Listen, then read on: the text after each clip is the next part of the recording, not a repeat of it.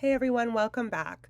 Let's continue our discussion around this idea of quicksort by just digging a little bit deeper. Let's go one layer deeper into how this algorithm actually runs. So quicksort is basically two ideas, partition and recursion. And as I alluded to at the end of my last video, the recursion part is really just about bookkeeping, keeping track of our sort of bookends, as it were, and making sure that we're always looking at the right pile of clothing. The partition is where the actual work happens. So today we're going to talk about partitioning, specifically pivot picking and the partition process. See how many P's I can stick in there. Now, researchers love to talk about this stuff, especially like sorting and searching researchers, and those definitely exist. But what that means is there's a lot of different styles of doing partitioning, a lot of different styles around choosing your pivot values in an array. But really, mastering one is more than enough for us to implement Quicksort correctly. So we are going to be talking about what's known as the Lomuto Quicksort. Lomuto partitioning process. It's really simple. You don't really need to know the name. You can look up Lomuto if you're interested, but that's not really anything other than extra information. The Lomuto partition is pretty simple. The idea is pivot at the end, one scan. I'm going to write that down so that we don't forget. Pivot at the end, one scan. Now this is going to be different from what I did in my visual analysis in my last video, where I grabbed the first shirt and started to partition around that, and it looked like I took all the clothes out of my closet. We're actually going to do this in place in an array. So have a general sort of mental model around what Quicksort is doing will help, thanks to that previous video, but just know that in reality, in heap memory, it does look a little bit different. So let's just define the plan here. We're going to pick an element to be our pivot, our anchor shirt, right? And I'm telling you that we are going to pick the last value, pivot at the end. So typically we would have some variables to help us keep track of this. We would have an integer low that would probably start at index 0. And we'd have an integer high, which probably starts at our array.length -1. We can have an integer pivot, which now we should understand is just high, based on what I just said. We're also going to need to keep a couple of other pointers. We need to keep a pointer that's going to be in charge of scanning through our given partition between low and high. So often people just use J or scan pointer, and this is going to be what moves is kind of not the right word, indexing from low to high.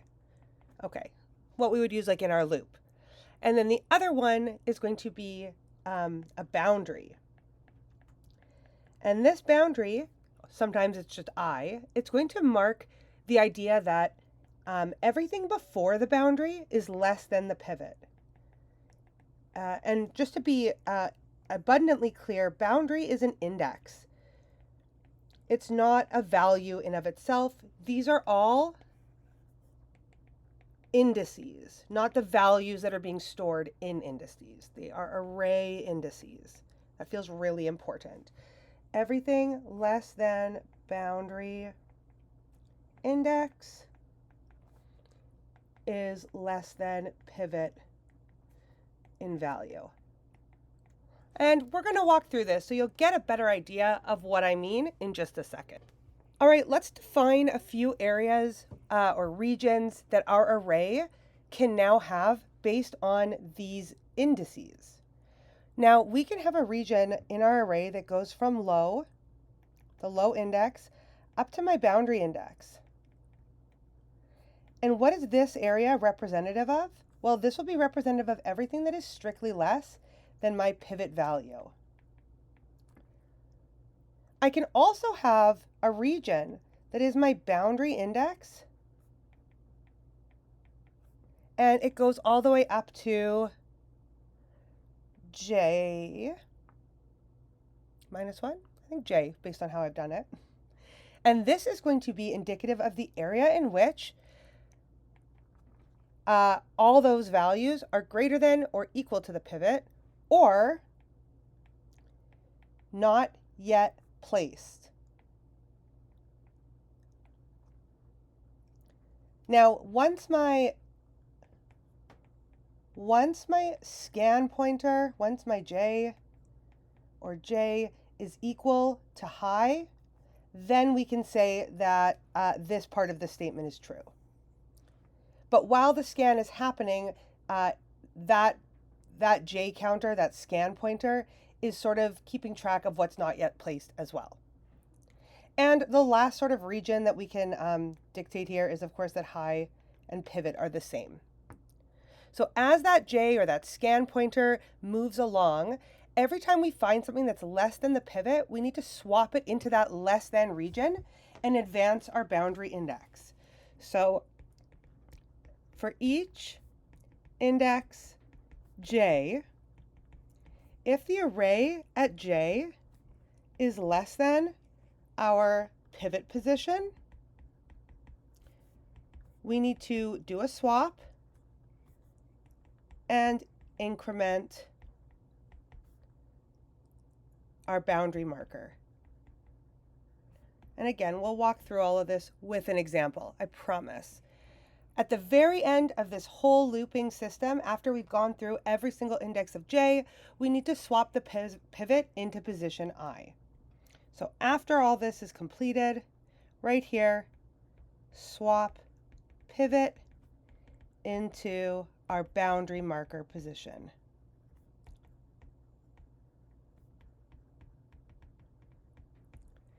And that will be our pivot's final sorted position. Now, previously, in our closet version, we had our pivot being kept track of in a little bit of a different way. Every time we picked up a shirt to judge if we liked it more or less than our pivot, that was kind of our scan pointer. And then every single time that we needed to move stuff around, that's when we were expanding these different regions. Right over here.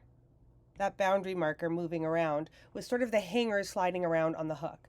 Now, like I said, that previous example, I didn't actually do it in place. So the analogy does start to fall apart a little bit there. But hopefully with an example in an array, I can bring all this back together for you. Let's go ahead and do a concrete tracing of an array that will actually showcase this really nicely. Let me get an array up here. 8, 3, 1, 7, 0, 10, and 2. All right, so let's trace through an array like this that would be going through one round of this pivot. We already have defined a few variables. We said I better put some indices up here. And those variables that we need to define include low, which will be index 0, high, which will be index 6, our initial pivot value, or index, I guess you could store both, but will be at our array, if this is our array A, at high. So we can see it's actually the value. And then we can go and we can start our boundary marker. Well, what's our default scenario here? The fact that we haven't started processing anything at all means our boundary marker index needs to start at low, so it's 0. And we can also have that scanning pointer.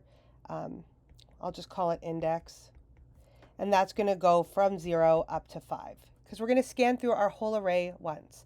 A reminder, what we said about the Lomuto partition, all the way back up here, pivot at the end, one scan. So we're going to go through our scan of using our index one time. So let me just walk through some of our steps here. I'm going to note that for a single pass through this of our array, these do not change. So this does end up being a bit of a nested structure where when we start to talk about subpiles, our low and high boundaries need to change and we'll find new pivots and things like that. But for one pass, the initial divide, the initial partition, low, high, and pivot value are constant. That just feels really important to write down. Okay, but our boundary marker and our index, they can change. Our index and our boundary marker. And of course our array will change too. Now, as we said, our index is just going to be like our loop counter. We're going to go 0, 1, 2, 3, 4, and 5. And let's walk through each of these steps now that we've got a table and we're all set up. So when our index is 0, we look at A at 0 and we see the value 8. And then we ask ourselves, is 8 less than 2? Remember the question I said to ask yourself? It's right here. Is 8 less than 2? And the answer is no, so we don't do anything, right? This if statement is only if it's true. So we actually don't do anything. Nothing happens and our boundary marker doesn't change and our array doesn't change either. Everything is the same. The next thing we do is we have now our index is 1. So we're right here at 3. Now when we ask ourselves with 3, is 3 greater than, or sorry, is 3 less than 2? And once again, the answer is no. So once again, we have no changes.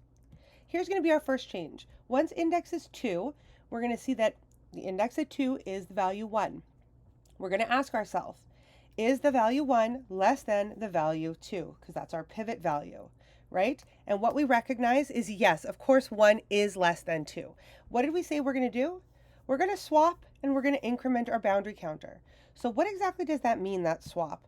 So our boundary counter right now is at 0, as we can see from here, from over here. We haven't changed it. What we're going to actually swap is the current indexed value with our boundary marker. So we're going to go and swap boundary marker value with current indexed value, just like that. And then we're going to increment our value, which means this will become 1, and these will have been swapped. There we go. Hopefully the color coding will help us keep track of what is happening at what level. And then our program continues. Now our index is 3. We can go over here and see if 7 is less than 2. It's not, so nothing happens. That makes our boundary marker stay the same. We move on to our index is 4. Here we ask ourselves, is 0 less than 2? And the answer, of course, is yes. So once again, we do that swap. A reminder what we're swapping whatever value is in the current index with, oh, I put a 0 here. I'm so sorry. I meant to put a 1. Because we're swapping whatever is in our current index, so in index 4, with whatever's at our current boundary marker, which right now is 3. So in order for this to sort of come to fruition here, we're going to do a swap between these two and then increment our boundary counter. So 0 goes here and 3 goes here. And now our boundary counter can become 2. Move those out of my way. Awesome. We continue. Now our index is going to be 5. Let me get that out of the way as well. We go and we look at 5. 10 is not less than 2, so we don't do anything. And now we can stop. We don't ever have to actually process our pivot, right? There is 6 spots, but you don't have to process the pivot. You already know that the pivot is being taken care of. Once our loop ends, what did we say we were going to do? We swap our pivot into our boundary marker position. We always know where to find our pivot. It's going to be at the highest point. So what are we going to do here is we'll go and we'll take whatever's in here and swap it with our boundary marker, which is set to be value indexed position 2. So we will take the 8 and the 2. Those are going to get swapped. And what we can now see is our boundary marker 2 is where our pivot now is. Everything to the left of it is smaller than the pivot and everything to the right is larger than the pivot. That's all there is to it. Now what we know for sure, what we have now officially established, which is super, super important, this value right here in position 2 is in its correct home. For sure, because it's not possible for anything to cross this boundary ever again. Everything on this side of this boundary is guaranteed to be less than the pivot. And everything on this side is guaranteed to be greater than or equal to our pivot. So this is now in the correct position. The next time we run our algorithm, we can run it just on this side. And then the time after that, we can run it just on this side, and so on and so forth, until with each pass through, one more value finds its forever home. Now, there are some very common mistakes that occur when you're running through these partitions. If we are scanning from our index value up to high instead of high -1, you end up comparing your pivot to yourself, and this can break invariance. So you really want to watch that loop and how high you're going on it. Very commonly, people forget to do that final pivot swap. We cannot forget that step where our boundary marker and our high value need to swap. And lastly, recursing on the wrong ranges. So next time when we run through this, and we talk about recursion in the next video, you want to make sure that your low boundary over here is 0 and your high boundary over here is actually 1. And then same here, we'll have 3 to 6. Well, yeah, to 6. So you want to make sure that you're sort of setting yourself up the way that we did for like binary search with boundaries in a really sort of robust way so that you can always get those right. In my next video, we're going to turn this sort of pseudocode into clean Java code and look at the recursion as well. Thanks everybody, and I'll see you in the next video. Bye.